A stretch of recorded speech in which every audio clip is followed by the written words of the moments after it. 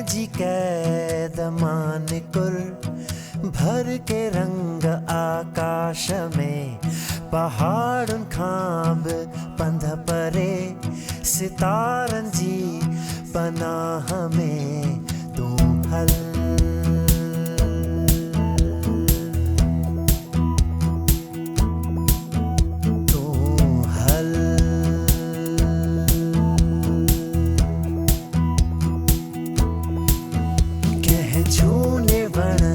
जी मिठड़ी छांव जी कविताउन में नंढड़ी नदी तू ऐं मां ऐं पखी रहन जंहिं देस में तू हल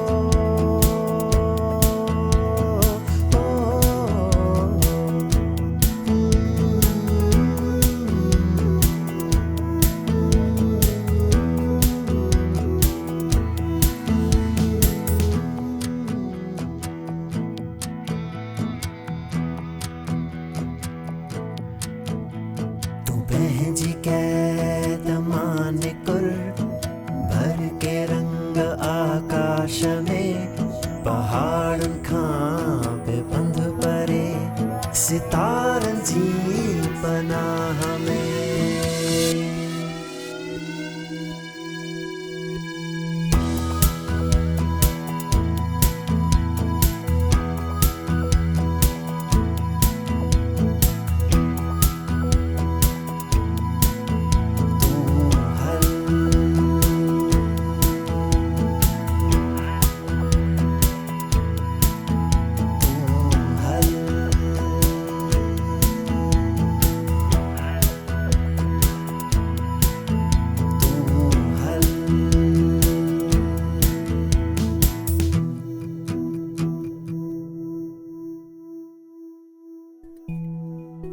इस्लाम हिक तरक्की पसंद मज़हब आहे जंहिंमें तालीम जी बि घणी अहमियत आहे। इस्लाम में मर्द ऐं औरत ॿिन्ही ते इल्म हासिल करणु फ़र्ज़ आहे।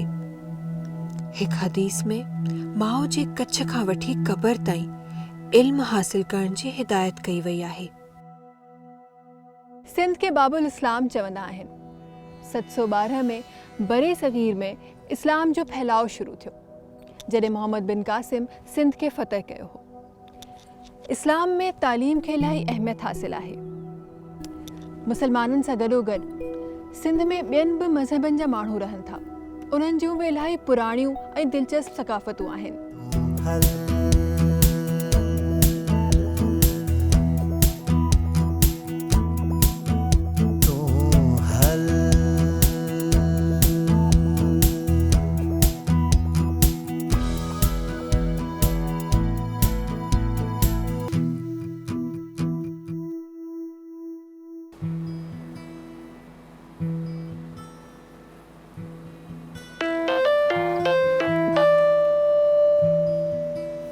अस्सलाम वालेकुम। अॼु मुंहिंजा उभरंदड़ लेखक कीअं आहिनि? वालेकुम अस्सलाम। आऊं ठीकु आहियां ऐं अॼु जे सेक्शन लाइ घणी एक्साइटेड आहियां ऐं परेशान आहियां पंहिंजी कॉमिक बुक लाइ जंहिंजी आख़िरी दफ़े मूं शक्ल अलाए कॾहिं ॾिठी हुई। आऊं बिल्कुलु ठीकु आहियां। आख़िरी 2 एपिसोड्स जाम मुश्किल हुयूं, इन जे लाइ अॼु आऊं तयारी सां आयो आहियां। आऊं त अॼु जे एपिसोड जे ख़्यालनि खां ॿाहिरि ई न पियसि। रुगो बि सोचियुमि त हिते थींदड़ मश्क ॾाढी मुश्किल आहे, पर समाज जे मथाणियुनि माण्हुनि खे घणियूं ॻाल्हियूं सिखी रहिया आहिनि। बहितरीन। हूअं त तव्हां सभु हिन कॉमिक बुक ते तमामु महिनत सां कमु करे रहिया आहियो ऐं हिन कमु अव्हां खे इलाही थकाए बि छॾियो आहे, पर तव्हांजी लगन जी शाबाशी ॾिजे। तव्हां हीअं बि पुरजोश आहियो ऐं हार नथा मञो। ख़ुदा बि उन्हनि माण्हुनि जी मदद कंदो आहे जेको पंहिंजी मदद पाण करणु ॼाणे। छा असां अॼु जो कमु शुरू करे सघूं था? बिल्कुलु मुंहिंजा पुरजोश पुट। अॼु असां 2 हिस्सनि ते कमु कंदासीं। हिकु त असां पंहिंजो स्टोरी बोर्ड फाइनलाइज़ कंदासीं ऐं ॿियो असां पंहिंजे कॉमिक बुक जे अॻियां पोयां कवर डिज़ाइन कंदासीं। केॾो न मज़ेदार थो लॻे इहो कमु। पंहिंजे स्टोरी बोर्ड खे हिकु आख़िरी नज़र लॻाए था वठूं। हिकु दफ़ो वरी ॿुधाईंदी हलां त स्टोरी बोर्ड छा आहे। ही उहा ख़ाकनि जी तरतीब आहे जेका कॉमिक बुक जी कहानी जे मुताबिक़ हले थी। तव्हां पंहिंजनि तस्वीरुनि खे तरतीब ॾिनी आहे न? हाणे पंहिंजी तरतीब खे हिकु ॿियो दफ़ो ॾिसो त सभु उअं ई आहे जीअं तव्हां चाहियो था।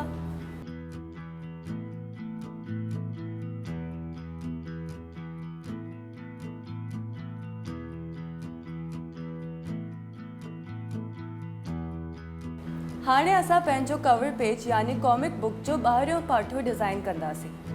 आउं तव्हांखे हिकु स्लाइड थी ॾेखारियां जंहिंमें कवर पेज जी हिकु मिसाल आहे।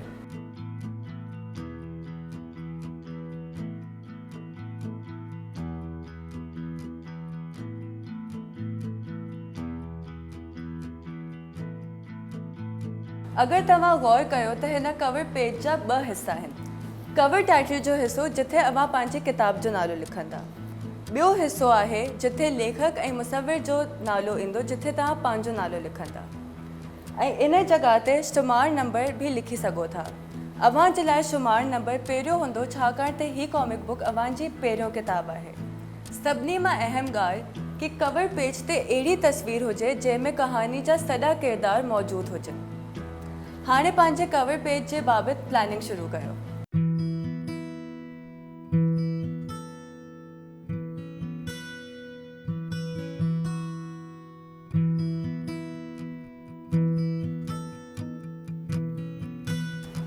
हेठि ॾिनल स्लाइड हिकिड़े पोएं पेज जी मिसाल आहे।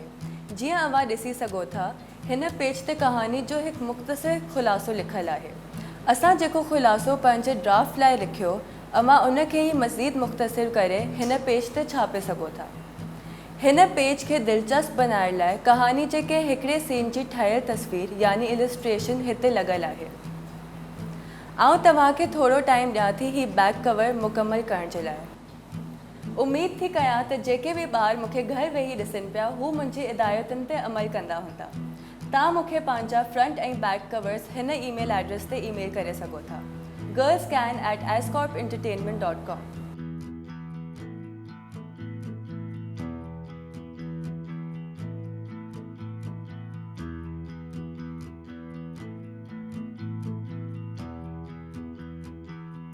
फल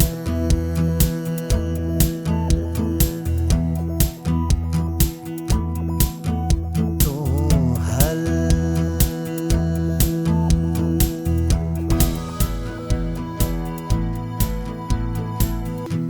मेरा नाम सफ़ीरा बीबी है और गिलगित बल्तिस्तान से मेरा ताल्लुक़ है। मास कम्युनिकेशन में मैंने 2019 में मास्टर्स किया है कराची यूनिवर्सिटी से। विजुअली इम्पेयर्ड हूँ बचपन से ही। 95% में ब्लाइंड हूँ, ओनली 5% विजन है मेरे पास। 2012 में एक scholarship youth exchange study program के ज़रिए मैं यूएस गई थी, तो वो मेरी लाइफ की एक टर्निंग पॉइंट है।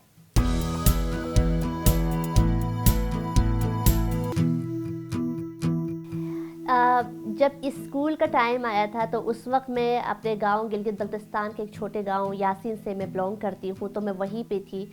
जब मैं अपने कज़न्स अपने भाइयों को स्कूल जाते हुए देखती थी तो मैं अपने पेरेंट्स को बहुत तंग करती थी कि मुझे भी स्कूल जाना है, क्योंकि एट दैट टाइम मैं रियलाइज़ नहीं कर पा रही थी कि मुझे विजन का कोई मसला है।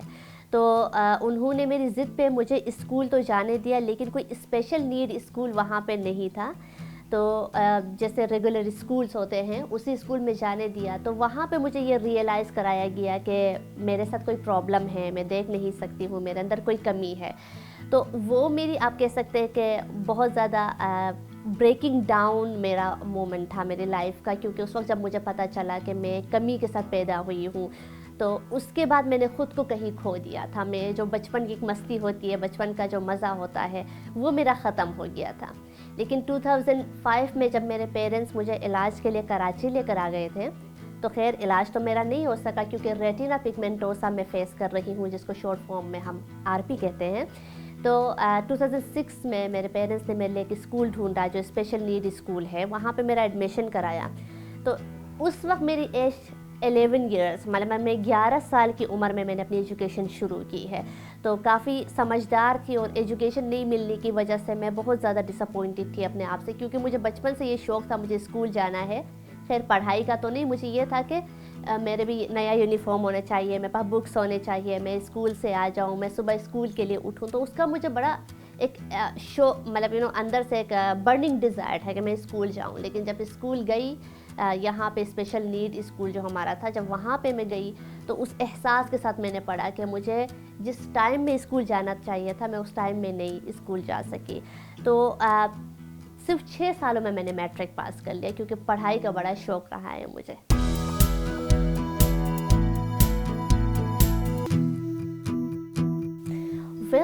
द बिगेस्ट चैलेंज जिसको हम कहते हैं, जो अभी तक लोग फेस कर रहे हैं, दैट्स द बिहेवियर प्रॉब्लम। क्योंकि हमारे लोगों के पास वो अवेयरनेस, वो एजुकेशन नहीं होती है, तो वो आपको इस तरह फील कराते हैं कि आपके अंदर कोई कमी है जो बायोलॉजिकली है, जो आपके हाथ में नहीं है। तो वो आपको फील कराते हैं कि ये कमी आप ही की वजह से है। तो उसी वजह से कि ये सोशल टेबू समझा जाता है इसको। तो इसी वजह से जब मैं बचपन में, जब मुझे पता ही नहीं था, जब मैं 6-7 साल की थी कि मैं विजुअली इम्पेयर्ड हूँ, जब मुझे ये प्रॉब्लम है, जब मैं स्कूल जाने लगी तो कभी अपने फिंगर्स दिखा करके ये कितने फिंगर्स है, कभी मेरे सामने अगर अच्छा मुझे पहचाना मैं कौन हूँ, इस तरह के सवालात। और अगर मैं देख नहीं पाऊँ और मैं उनको रिकग्नाइज़ नहीं कर पाऊँ तो मुझे बुलिंग करना, मुझे उल्टे सीधे अल्फाज से मुझे पुकारना। वो चीज़ मुझे ऐसे लगती थी कि मुझे ऐसा क्यों बोला जाता है, क्योंकि मैं इस तरह एक्सेप्ट ही नहीं कर पा रही थी कि मेरे साथ ये प्रॉब्लम है। क्योंकि मुझे लगता था कि पूरी दुनिया को इसी तरह दिखता होगा जिस तरह मुझे दिखता है। तो जब मुझे उन्होंने इस तरह फील कराया, बच्चों ने स्पेशली, कि जो हमारे स्कूल के छोटे छोटे बच्चे थे, जो मेरी एज के बच्चे थे, इवन थोड़े से बड़े बच्चे भी, जो 5 क्लास के बच्चे थे, वो भी मुझे तंग करते थे। तो जब मुझे उन्होंने फील कराया कि नहीं, मेरे साथ कोई कमी है, तो एट दैट टाइम मैंने अपने अंदर का जो मोटिवेशन होता है, जिसको हम कहते हैं कि जिसके नहीं होने की वजह से आप आगे बढ़ ही नहीं सकते हो, तो वो मेरा कहीं पे जाकर खो गया, कहीं मर गया। मतलब वो एक चीज़ हो गई, नहीं मेरे अंदर कमी है, तो मेरे अंदर से वो डर जो है उसको बिल्ड किया गया। तो उस डर की वजह से मैं फिर घर तक ही महदूद रह सकी। मैं इवन रिश्तेदारों के घर जाने के लिए भी कतराती थी कि कहीं जाऊं, कभी कहीं ये अल्फाज से मुझे पुकारा जाए, बाहर निकलूं, एंड सोशलाइजेशन मेरी कहीं ख़त्म हो गई थी। तो ये जो बिहेवियर इशू था, ये बहुत बड़ा एक चैलेंज था मेरे लिए उस दौरान में।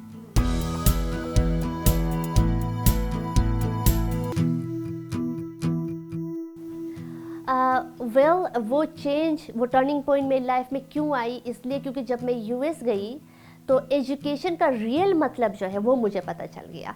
वो एजुकेशन जिसको सिर्फ हम किताबों में ढूंढते हैं, वो सिर्फ किताबों में नहीं होती है, वो आपकी रियल लाइफ में होती है, जो आप डे बाय डे एक्सपीरियंस करते हो। तो हर वो एक्टिविटी जो मेरे लिए थी, तो उसमें मैंने पार्टिसिपेट करना शुरू किया। वेदर इज़ लाइक स्पोर्ट्स में खेलना, जो मैं पाकिस्तान में ज़्यादा नहीं खेलती थी। बीइंग अ वुमेन, आपको और ज़्यादा ये चीज़ लिमिटेड होती है हमारी कंट्री में कि हम ज़्यादा स्पोर्ट्स की तरफ नहीं जाते हैं। तो आप जहाँ पे डिसेबिलिटी की बात करो तो फिर तो ज़ाहिर है वो दूर दूर तक आपको नज़र नहीं आती है। तो ये चीज़ थी। दूसरी बात पब्लिक स्पीकिंग की तरफ, कि अपने कंट्री को मैंने रिप्रेजेंट किया, और जो अप्रिसिएशन मुझे वहाँ से मिली और जो एक्टिविटीज़ में मैंने पार्टिसिपेट किया, उससे मुझे पता चल गया येस आई हैव समथिंग, और मैं कुछ कर सकती हूँ, मेरी कोई इम्पोर्टेंस है इस माशरे में। तो इसने मेरी पूरी ज़िंदगी को तब्दील कर दिया, और मैंने जो देखने का एक नज़रिया होता है, परसेप्शन होता है अपने आप को देखने का, तो वो मेरा चेंज हो गया। जैसे मैंने अपनी ग्रीन ग्लासेस पहनना शुरू किया, तो दुनिया भी मुझे ग्रीन ग्रीन नज़र आने लगी। जैसे मैंने ख़ुद को एक्सेप्ट करना शुरू किया, तो फिर मेरे लिए मसला ही नहीं रहा कि दूसरे मुझे एक्सेप्ट करें या ना करें, क्योंकि मैं जिनको देखती थी मुझे ऐसा लगा कि ये सब मुझसे प्यार करते हैं और ये सब मुझे एक्सेप्ट करते हैं। क्यों? क्योंकि मैं ख़ुद को एक्सेप्ट कर रही हूँ। ये वो चेंज था जो मैं यूएस से वापस लेकर आई।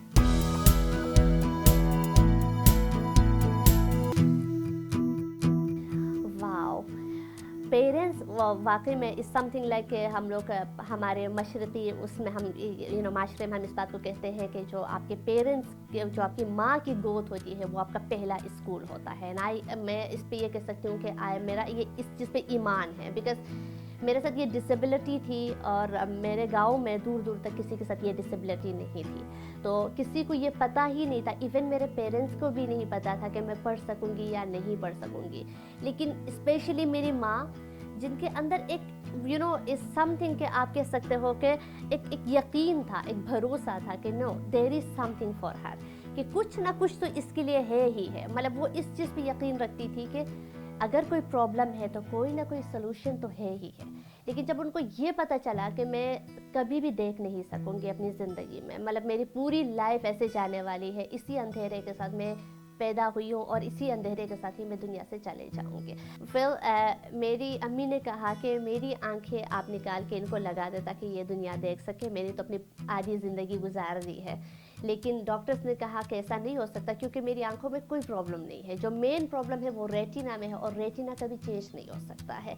तो वो एक मतलब वहाँ पे मेरी जो देखने की जो उम्मीद थी वो तो स्टॉप हो गई। लेकिन वो जो एक अदर वे हम जिसको कहते हैं ऑल्टरनेटिव वे था, तो उस पे मेरी माँ ने फोकस किया। ऐसा नहीं कि अगर इलाज नहीं हो सकता है तो ख़त्म, अब कुछ नहीं होगा, अब इसकी ज़िंदगी रुक गई, ऐसा नहीं किया।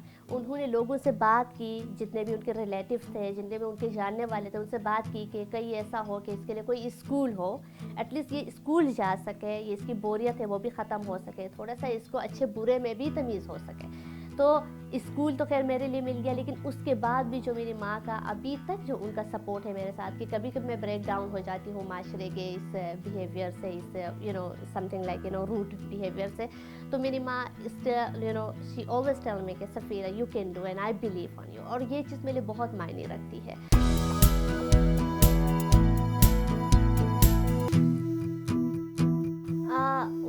ये सिर्फ विजुअली इम्पेयर्ड या फिर डिसेबिलिटीज़ के साथ के लोगों के लिए नहीं है, because I have been working with these schools, multiple schools में मैं गई हूँ बात करने के लिए, सेशंस देने के लिए, ट्रेन करने के लिए।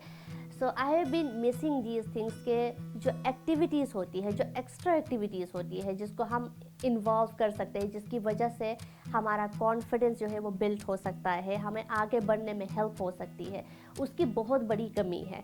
इवन जब मैं भी स्कूल में थी तो मेरी लाइफ में तकरीबन किताबों तक ही महदूद थी। सो वो जो स्पेशली जब एक लड़की होते हो तो आपके लिए और भी मसले होते हैं कि आप फिर स्पोर्ट्स की तरफ आपको ज़्यादा अप्रिशिएट नहीं किया जाता है, दूसरी जो चीयर लीडिंग होती है, दूसरी जो एक्टिविटीज़ होती है, आपको इतना ज़्यादा उसके लिए अप्रिशिएट नहीं किया जाता है। आपको फिर यहाँ तक ही महदूद रखा जाता है कि आपके पास किताब है तो आप बस सिर्फ किताबों तक ही महदूद रहो। तो ये चीज़ मैंने बहुत मिस की। एक और चीज़ जो मैं एड्रेस करना चाह रही हूँ, जो मुझे यूएस जाकर रियलाइज़ हुई थी, वो चीज़ ये कि टेक्नोलॉजी को जो है वो हम इतना अप्रिशिएट नहीं कर रहे हैं अपने लाइफ में। अब करंटली कराची यूनिवर्सिटी में 2016 में मेरा एडमिशन हुआ कराची यूनिवर्सिटी में, तो जब मैं वहाँ गई थी तो उनका एक निज़ाम है वो ये था कि आप किसी राइटर को अपने साथ लेकर आओगे और वो आपके लिए राइट करेगा, आपको सिर्फ डिक्टेट करना है। अच्छा, ये उन लोगों के लिए है जो देख नहीं सकते हैं। तो मैंने उनसे कहा कि मैं तो कंप्यूटर इस्तेमाल कर सकती हूँ, तो फिर मैं किसी बंदे को क्यों लेकर आऊँ, क्यों ना मैं अपना कंप्यूटर अपना लैपटॉप अपने साथ लेकर आ जाऊँ और मैं अपना काम खुद करूँ, ताकि इससे मुझे ये तो फील हो जाए कि मैंने अपना काम खुद किया है और मुझे इनर सेटिस्फेक्शन मिले अपना काम खुद करने की वजह से। खैर इस चीज़ के लिए मुझे शुरू में तो मना कर दिया उन्होंने। तो खैर मैंने शुरू में कुछ पर्सनली टीचर्स से बात करने की कोशिश की, कुछ टीचर्स ने अलाउ किया, कुछ टीचर्स ने नहीं किया, लेकिन ये एक पॉलिसी नहीं थी। तो मैंने एक लेटर लिखा एकेडमिक काउंसिल के नाम, और वो लेटर गया, और फिर जाहिर है कि उसके बाद जो मैंने कोशिशें की इस चीज़ के लिए, पर्सनली थर्ड ईयर में आकर कुछ टीचर्स ने मुझे पर्सनली एक फेवर दिया कि आप अपने एग्ज़ाम्स खुद दे सकती हो, लेकिन एक बाकायदा पॉलिसी नहीं बनी थी, तो इसलिए मैंने अपनी जद्दोजहद नहीं छोड़ी वहाँ पे। सो एट द एंड तक, मतलब 2019 जब मैं पास आउट हो गई तब तक मैं ये लड़ाई लड़ती रही। लेकिन खैर जब मैं यूनिवर्सिटी में नहीं हूँ अब तो, लेकिन अब जाकर वो मंजूर हो गई। I am so happy for those students जो फ्यूचर में आएंगे, वो एटलीस्ट अपनी इंडिपेंडेंसी को एंजॉय करेंगे।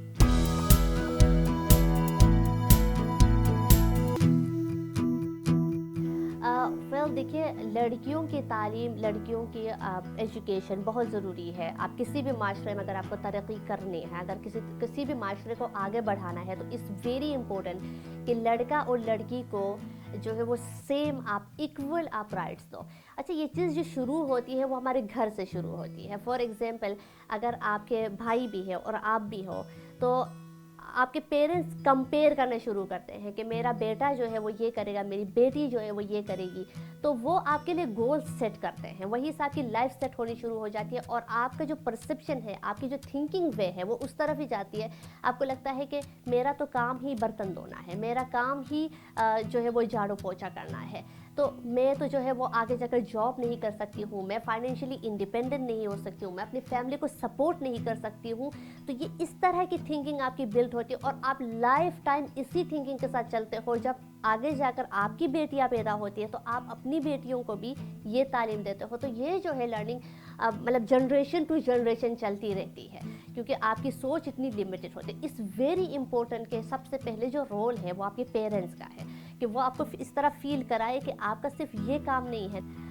फिर जो सेकंड रोल आता है वो टीचर्स का आता है। देखिए, आप बच्चा छोटा होता है, 5 साल का 3 साल का होता है, तो लड़की हो या लड़का हो, अमूमन वो स्कूल जाने शुरू हो जाते हैं। तो अर्ली लेवल में जब हमारे पास स्कूल में बच्चे जाते हैं, जो में हमारे छोटे बच्चे होते हैं, वहीं से टीचर्स की एक रिस्पॉन्सिबिलिटी होती है कि आपका सिर्फ किताबें रटा लगवाना या फिर आपको सिर्फ लिखवाना या सिर्फ पढ़ाना आपकी जिम्मेदारी नहीं है, because you are the role model. आपका जो बच्चा होता है, बचपन में आपने अक्सर देखा हो कि हम लोग कहते हैं कि मुझे बड़ी होकर टीचर बनना है। हम ऐसा क्यों बोलते हैं? क्योंकि हम अपने टीचर को देखते हैं, वो हमारे लिए एक एग्जाम्पल होते हैं, हमारे लिए रोल मॉडल होते हैं, इसलिए हम कहते हैं कि मुझे आगे जाकर टीचर बनना है। तो आपकी जिम्मेदारी सिर्फ पढ़ाना और लिखाना नहीं है, बल्कि आपकी जिम्मेदारी उनको मोटिवेट करना है, उनको उनके वैल्यूज़ बताने हैं, उनको उनकी रिस्पॉन्सिबिलिटीज़ बतानी है कि आपकी रिस्पॉन्सिबिलिटीज़ घर के देखभाल के अलावा, पढ़ाई लिखाई के अलावा और क्या हो सकती है।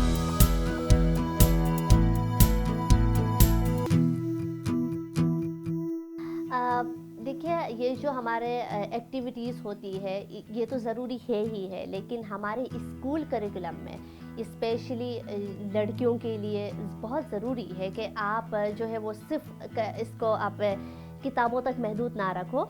आप उन चीज़ों को जो टीम बिल्डिंग है, इसके अलावा एम्पैथी है, इसके अलावा आप जो है वो और रिस्पॉन्सिबिलिटी है, लीडरशिप स्किल्स है, आप उनको बाकायदा पढ़ाओ। ना सिर्फ आप पढ़ाओ बल्कि उनको प्रैक्टिकल करके डिफरेंट एक्टिविटीज़ के ज़रिए उनको समझाओ। क्योंकि मेरी जो लाइफ चेंज हुई है उसकी वाहिद वजह ही यही है कि ये एक्टिविटीज़ मैंने सिर्फ पढ़े नहीं है, मैंने इनको प्रैक्टिकल करके इनको एक्सपीरियंस किया है, जिसकी वजह से मुझे जो सेटिस्फेक्शन मिली है, जो मुझे लाइफ जो प्रोडक्टिव लाइफ मिली है, तो मैं उसकी बेस पे बात कर रही हूँ। तो जब तक इंसान एक्सपीरियंस नहीं कराएगा तो फिर वो इंजॉय नहीं कर सकता है, उसको पता नहीं हो सकता है कि इसमें कितना मज़ा है और कितना नुकसान है। तो आपके लिए जो स्कूल में मुझे लगता है सबसे ज़्यादा जो ज़रूरी चीज़ है, वो आप डिफरेंट एक्टिविटीज़ के ज़रिए आप ये चीज़ें सिखाओ, क्योंकि ये वो चीज़ें हैं जो पूरी ज़िंदगी इन लोगों के काम आएंगी।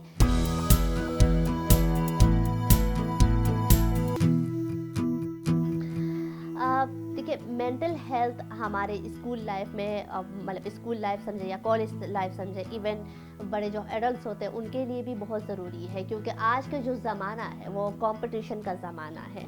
आज का ज़माना काफ़ी कह सकते हैं कि जितना एडवांस है और जितनी तेज़ी से आगे भाग रहा है, तो इसमें हमारा मेंटली जो मेंटल हेल्थ है वो ज़्यादा समथिंग लाइक इफ़ेक्ट हो रहा है, उसकी वजह से कि हम आगे कुछ माने किसी चीज़ में हम फेल हो गए, तो हम समझते हैं कि हमारी पूरी ज़िंदगी फेल हो गई।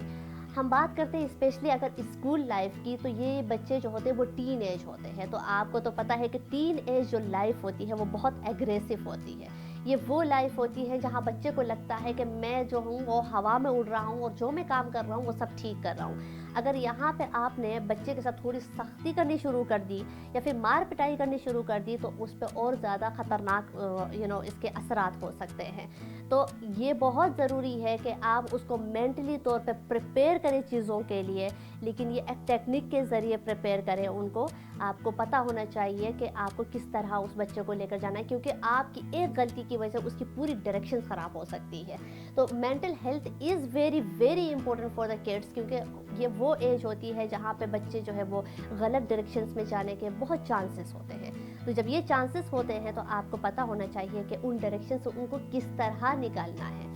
सो ये स्कूल लाइफ से ही, ये बचपन से ही, जब हमारे बच्चे थोड़े से जो है बड़े हो जाते हैं तो फिर उससे ही हमें शुरू करने चाहिए ये सेशंस, ये अवेयरनेस सेशंस, कि किस तरह आप अपने आप को मेंटली तौर पे हेल्दी रख सकते हो, किस तरह आप अपने आप के डिसीजन मेकिंग में अपने आप को जो है वो क्या कह सकते हैं उसको, डिसीजन मेकिंग पावर आपके पास आ सकती है, और किस तरह आप अपने आप को आगे बढ़ने में, जो मुश्किल आपकी ज़िंदगी में आएगी, जो प्रॉब्लम आपकी ज़िंदगी में आएगी, वो किस तरह आप सॉल्व कर सकते हो, क्योंकि हज़ार मसले होते हैं आपकी ज़िंदगी में।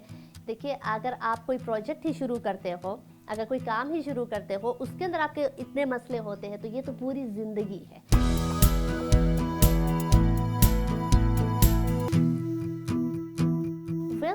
मेरे लिए जो सबसे बड़ी इंस्पिरेशन है, जो सबसे बड़ी रोल मॉडल है, वो मेरी माँ ही है।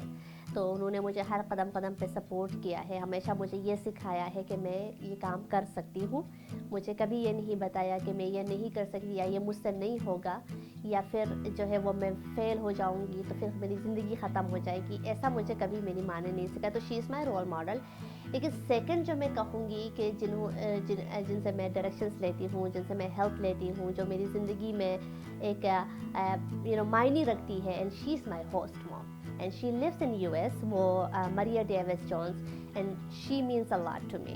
आज भी कहीं मैं फंस जाती हूँ, कहीं मुझे प्रॉब्लम हो जाती है, जैसे मैंने कुछ देर पहले बात की थी, जो कराची यूनिवर्सिटी की मेरी जर्नी थी इंडिपेंडेंट एग्ज़ाम्स देने की, तो वहाँ पे भी जो मुझे चैलेंजेस होते थे, व्हाट आई डू इज़ मैं उनको कॉल करती हूँ, मैं उनसे पूछती हूँ कि मामा मुझे ये प्रॉब्लम आ रही है, और मुझे ये हो रहा है, और मुझे इससे ये तकलीफ़ हो रही है। सो व्हाट शी डज़ कि मुझे वो हमेशा ये बताती कि सफ़ीरा, तुम्हारे कंट्री में अभी ये इस चीज़ की अवेयरनेस नहीं है, अभी उनको पता नहीं है। You are the one who should do this, कि अगर आप नहीं करोगी तो फिर ये कौन करेगा। सो शी मेक्स मी, देखिए आपको होता है ना कि आपको रिस्पॉन्सिबिलिटी का एहसास दिलाना। सो जब भी मुझे कोई प्रॉब्लम होती तो मैं उनकी तरफ देखती हूँ कि मामा मुझे ये प्रॉब्लम हो रही है, या फिर मेरी कोई खुशी की बात होती है तो मेरी माँ के बाद जिनको सबसे ज़्यादा मेरी अचीवमेंट्स पे खुशी होती है तो वो she is my host mom. So she is my role model as well, कि मैं जब उनको कि जिस तरह वो अपने घर को, she is also visually impaired, तो मैं इसलिए अपनी स्टोरी के साथ उनको अच्छी तरह कनेक्ट कर सकती हूँ। तो वो अपनी फैमिली को किस तरह वो रेस करती है, वो किस तरह अपनी जॉब को मैनेज करती है, किस तरह अपनी लाइफ को वो मैनेज कर रही है। सो शी इज़ या ह्यूज इंस्पिरेशनल फॉर मी।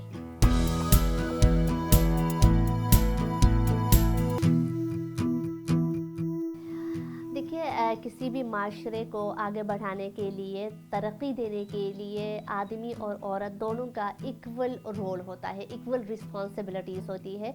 ये सिर्फ आदमियों की रिस्पॉन्सिबिलिटी नहीं होती है कि वो माशरे के लिए बेहतरी के लिए काम करें, या सिर्फ ख़वातीन का काम नहीं होता है कि वो माशरे की बेहतरी के लिए काम करें, ये दोनों का काम होता है। सो आप जो मतलब ये जो चेंज आता है, ये जो थिंकिंग चेंज होता है, ये कहीं और से नहीं, आपके घर से शुरू होता है। क्योंकि एक आदमी एक बाप भी होता है, बेटा भी होता है, शोहर भी होता है, भाई भी होता है, तो उसका एक अहम किरदार होता है कि वो अपने घर की ख़वातीन को एम्पावर करे। तो ये चेंज जो है, ये जो तब्दीली होती है, ये अपने घर से ही शुरू होती है। ये जो रिस्पॉन्सिबिलिटीज़ होती है, ये अपने घर से ही शुरू होती है। मुझे एम्पावर करने में यू सी के I am facing disability as well. मैं एक खातून के साथ साथ एक डिसेबिलिटी को भी फेस कर रही हूँ, लेकिन मुझे एम्पावर करने में, मुझे हेल्प आउट करने में, राइट डायरेक्शंस देने में किसी मेल का ही हाथ है।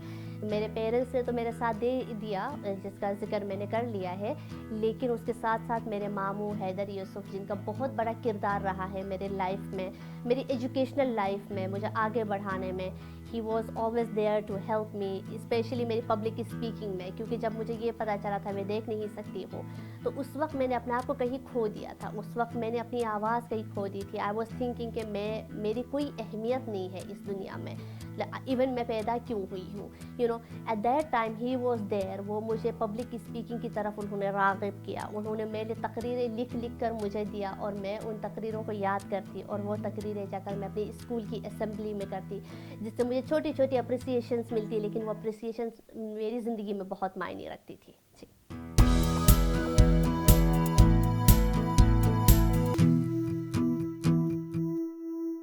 आइडारियो school for the blind and deaf, जी, आयशा सलीम। बिल्कुल, वो भी एक सोशल वर्कर है, तो मेरी अभी भी उनसे बात होती है, राब्ता है।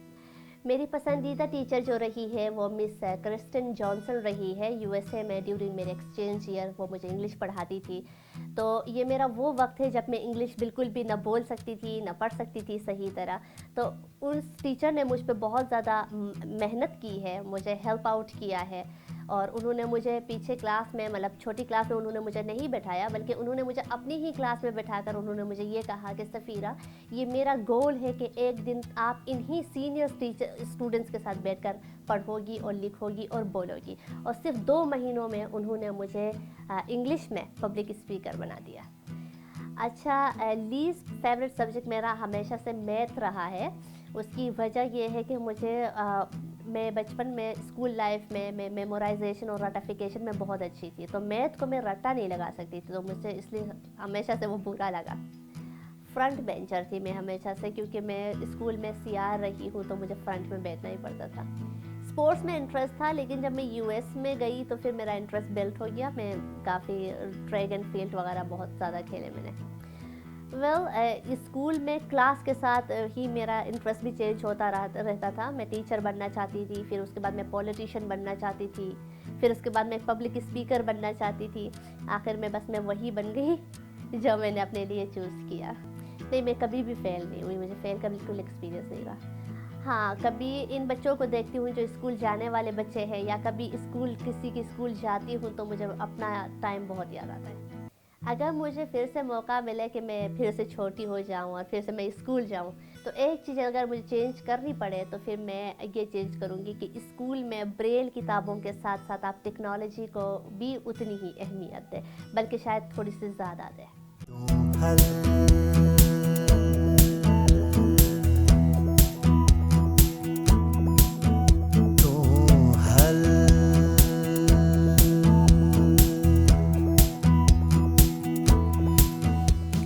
मूंखे मलाला जे हिन किताब जो कवर इलाही मुतासिर कंदो आहे। ऐं मूंखे यकीन आहे त तव्हांजे किताबनि जा कवर बि इलाही ख़ूबसूरत ठहंदा। जॾहिं तव्हांजो आर्ट वर्क मुकमल थी वञे त असांखे ॾेखारणु न विसारींदा। मिलूं था जल्द।